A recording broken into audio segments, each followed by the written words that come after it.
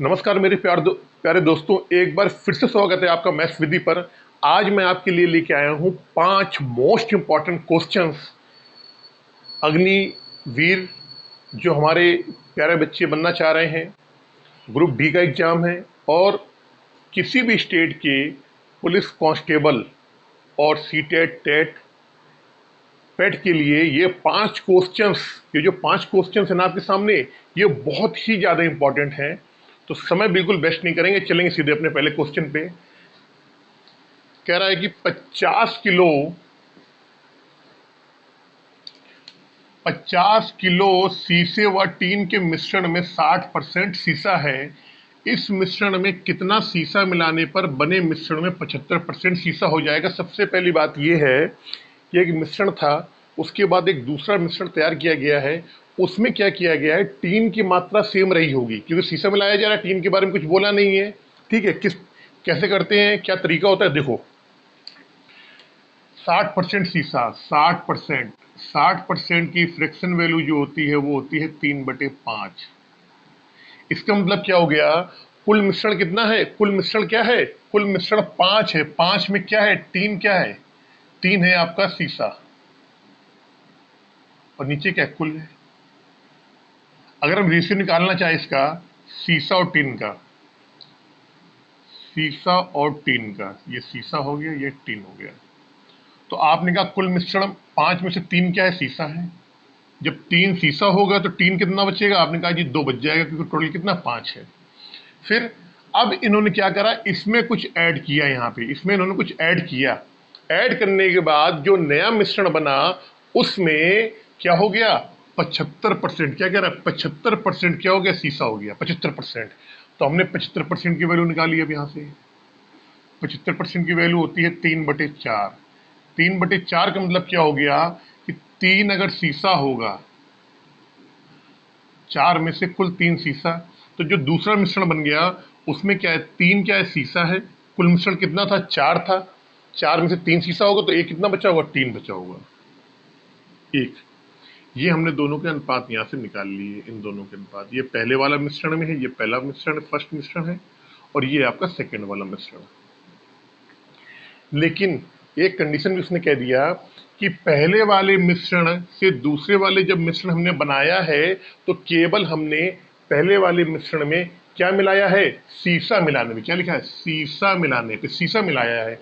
शीशा मिलाया है तो शीशा की वैल्यू ज्यादा होनी चाहिए, और टीन हमने नहीं मिलाया। टीन जितना पहले वाले में था उतना दूसरे वाले में है, तो टीन हमारा सेम होना चाहिए।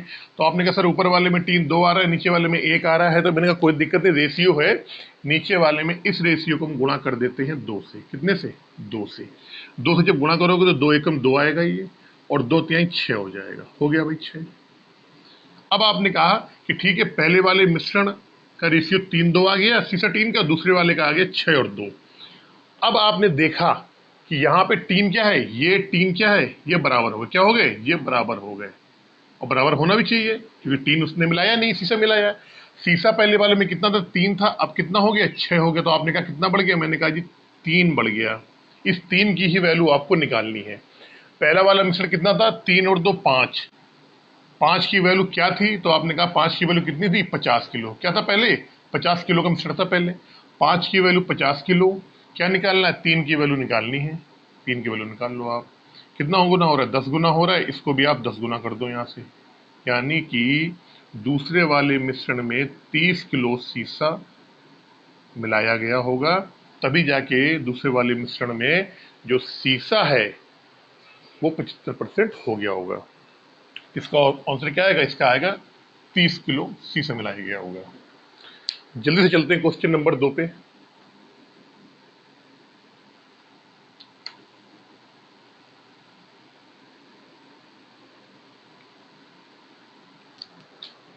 क्वेश्चन नंबर 2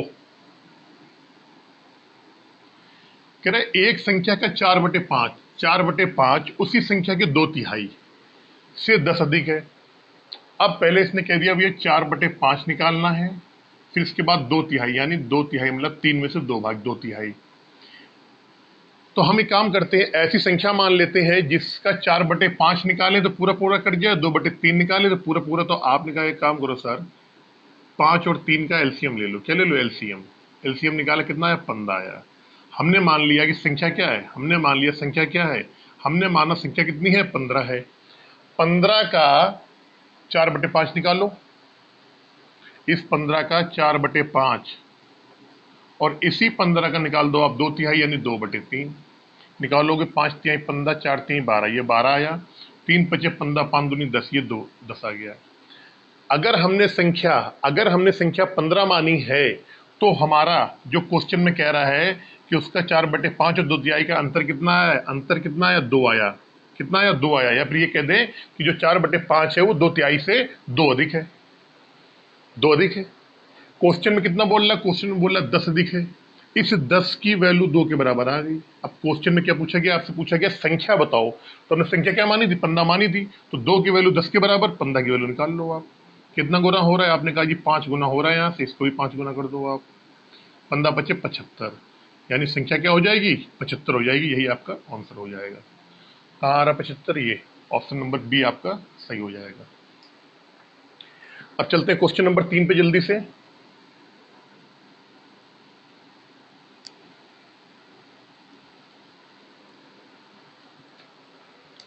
क्वेश्चन नंबर 3 कह रहा 60 किलोमीटर प्रति घंटे की दर से गतिमान 750 मीटर लंबी रेलगाड़ी को एक सिग्नल पोस्ट को पार करने में कितना समय लगेगा? देखिए, जब भी कोई सिग्नल पोस्ट की बात कर रहा है, किसी आदमी की बात कर रहा है, किसी खंबे की बात कर रहा है, तो वहां पे ये माना जाता है कि रेलगाड़ी उस खंबे को तो पार कर रही है, लेकिन एक्चुअल में वो अपनी लंबाई को ही पार कर रही है। भाई इंजन गया, जैसे मान लो आपका ये सिग्नल है, ये सिग्नल है, ये सिग्नल है आपका।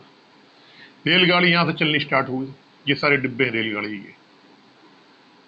तो रेलगाड़ी जब ये जैसे यहां से आई, यहां पे इस वाले पॉइंट पे आई जैसे, और इस पॉइंट पे आने के बाद जब यहां तक निकल गई रेलगाड़ी, ये अब आखिरी, ये चित्र दूसरा है, ये वाला ये चित्र दूसरा है। ये शुरू में आ रही है जब उसने पार नहीं किया है, और ये तब है जब उसने पार कर लिया। ये है इंजन। अब आपका इंजन आ गया यहां पे, अब इसने पार कर लिया, ये इसने पार कर लिया। अब इसका मतलब क्या हुआ कि जो रेलगाड़ी की लंबाई होगी यहां से लेके यहां तक, लेंथ, जो लंबाई होगी रेलगाड़ी को, वही तो पार करेगी। और इसका एक चीज और भी है, इसकी थ्योरी ये होती है कि रेलगाड़ी की लंबाई की तुलना में सिग्नल, आदमी या खंबा, उसको हम नगण्य मान लेते हैं, यानी नेग्लेक्ट कर देते हैं कि अरे ये तो उसकी क्या हो। तो इसका मतलब ये हुआ कि जब भी कोई, यहां पे लिख लो, आदमी, खंबा या सिग्नल पोस्ट, सिग्नल पोस्ट, जब भी रेलगाड़ी इसको पार करेगी तो ये माना जाएगा कि रेलगाड़ी खुद की जो उसकी लंबाई है उसको ही वो पार कर रही है। समझा दिया। यहाँ पे आया, स्टार्ट हुआ, जब इसके बाद यहाँ तक निकल गया इंजन, पिछला डिब्बा लास्ट वाला यहाँ पे आ गया तो पार हो गया। इसका मतलब कि इसने क्या करा, यहाँ से यहाँ तक की लंबाई को ही पार किया है। ठीक है। अब क्वेश्चन में क्या कह रहा है कि 750 मीटर रेलगाड़ी की लंबाई है, मीटर, और इसको पार करने में कितना समय लगेगा, जबकि रेलगाड़ी की चाल क्या है? 60 किलोमीटर प्रति घंटा। सबसे पहले देखने वाली बात यह है कि जो आपकी चाल है वो दिया है किलोमीटर प्रति घंटा में, आपकी जो लंबाई है वो दिया है मीटर में, और आंसर जो समय दिया है आंसर में वो आ रहा है सेकेंड में। इसका मतलब क्या हुआ, हमको चाल को किलोमीटर प्रति घंटा से मीटर प्रति सेकेंड में बदलना पड़ेगा। आपको मालूम है कि अगर किलोमीटर प्रति घंटा को अगर चेंज करना है मीटर प्रति सेकेंड में, तो आपको 5/18 का गुणा करना पड़ता है। ये बात आपको मालूम होनी चाहिए। अगर मीटर प्रति सेकेंड से किलोमीटर प्रति घंटा करेंगे तो 18/5, फिर उल्टा कर देंगे। ठीक है ना। तो ये चीज आपको मालूम होनी चाहिए। अब आपको क्या निकालना, आपको समय निकालना। आपको मालूम है समय क्या होता है, आपको समय बराबर होता है दूरी बटे चाल। दूरी आपकी 750 मीटर है, आपने लिख दी 750 मीटर। चाल है आपकी 60 किलोमीटर। अब 60 किलोमीटर को आपको मीटर प्रति सेकेंड में बदलना है, तो क्या करोगे, 5/18 का गुणा करोगे। 5/18, ये 18 पलट के ऊपर चला जाएगा, ये 18 जो है पलट के ऊपर चला जाएगा, इंटू 18 यहाँ कर दो। आप सॉल्व कर लो, सॉल्व कर सकते हो आप।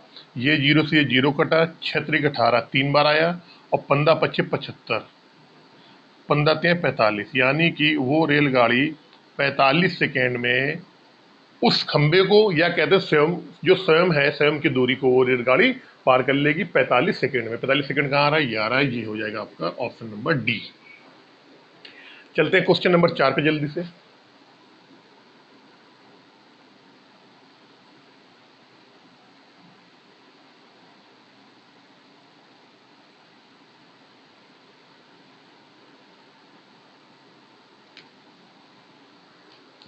क्वेश्चन नंबर 4, साधारण ब्याज की दर से वार्षिक दर 6.5 से 1/2 का मतलब क्या होता है? 6.5 होता है भाई। 1/2 का मतलब क्या होता है? आधा होता है। तो 6.5 से बढ़ के 8% हो जाने पर एक व्यक्ति की वार्षिक आय में 40.5 रुपए की वृद्धि हो जाती है। मूलधन क्या है ये बताना है। देखिए, होता क्या है कि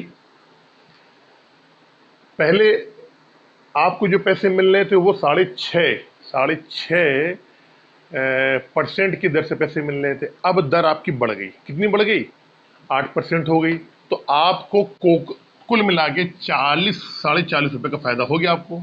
ठीक है, एक साल में। क्या लिखा है? वार्षिक आय, मतलब एक साल में। ठीक है, ये भी देखना पड़ता है वार्षिक आय। तो पहले दर क्या थी? तो आपने कहा ये 6.5 का मतलब क्या होता है? 6.5%। ठीक है, अब दर क्या हो गई? अब हो गई आपकी 8%। इन दोनों का अंतर की हम बात करें कि 6.5 और 8 का अंतर क्या होता है, तो आपको मालूम है कि 6.5 और 8 का अंतर कितना हो गया? 1.5 हो गया। इन दोनों का अंतर कितना आया? 1.5। यानी कि दर में जो बढ़ोतरी हुई है वो 1.5% की बढ़ोतरी हुई है। कितने की बढ़ोतरी हुई है? 1.5% की। अब हमसे मूलधन पूछा गया है, तो हमने मान लिया हमने कि मूलधन जो है आपका वो कितना है? वो 100 है।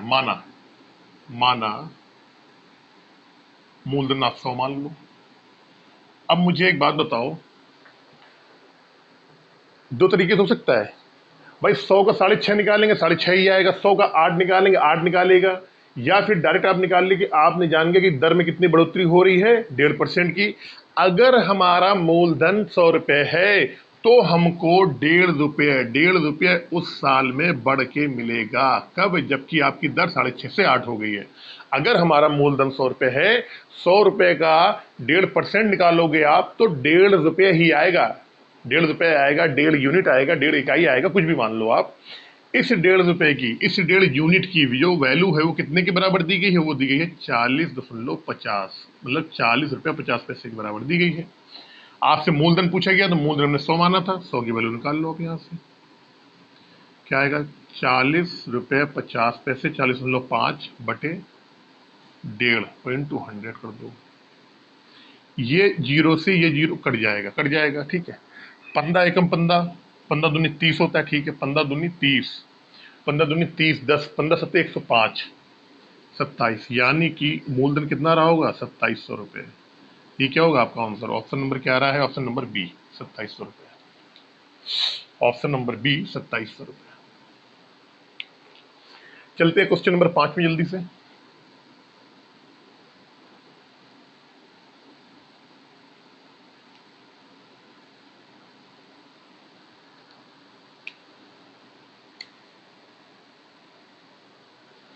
किसी वस्तु को बेचने पर एक व्यक्ति को उसके विक्रय मूल्य के 25% के बराबर लाभ होता है। उसका लाभ प्रतिशत बताइए।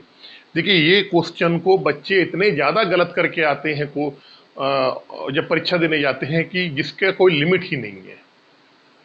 आपको मालूम है, हमेशा लाभ प्रतिशत या हानि प्रतिशत की जब भी गणना करते हैं हम तो क्रय मूल्य पे करते हैं। लेकिन इस क्वेश्चन में बोल दिया है कि विक्रय मूल्य के, किसके? विक्रय मूल्य के 25% के बराबर लाभ होता है। किसके बराबर?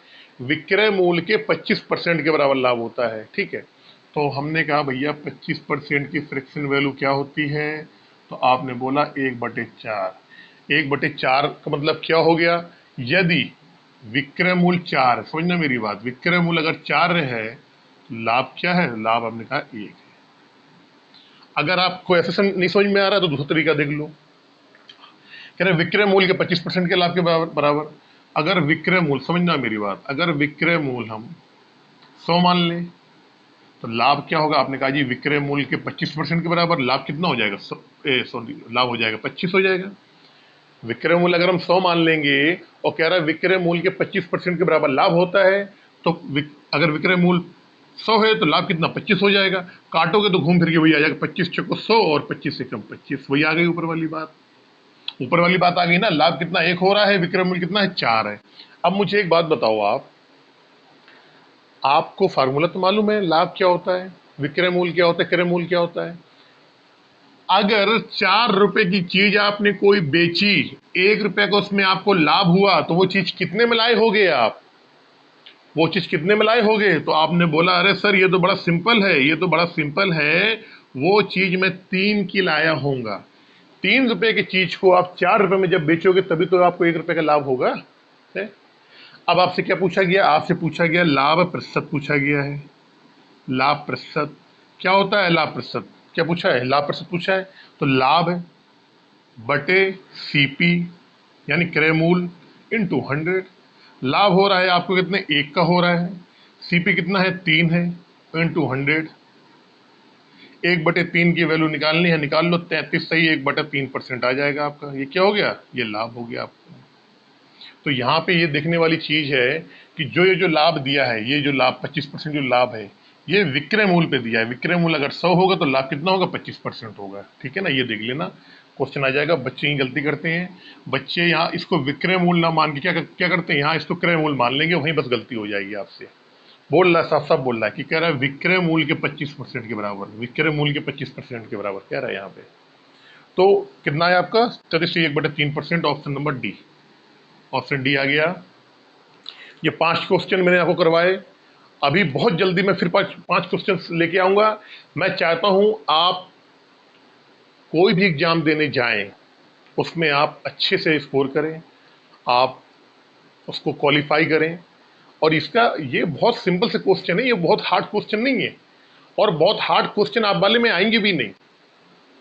अगर यूपी टेट है, सी टेट है, आपका कांस्टेबल है, जो पुलिस के कांस्टेबल हैं, जितने भी स्टेट की पुलिस है, क्वेश्चन ऐसे ही आते हैं। ग्रुप डी हो गया आपका, अग्निवीर हो गए, ऐसे क्वेश्चन आएंगे आप वाले में।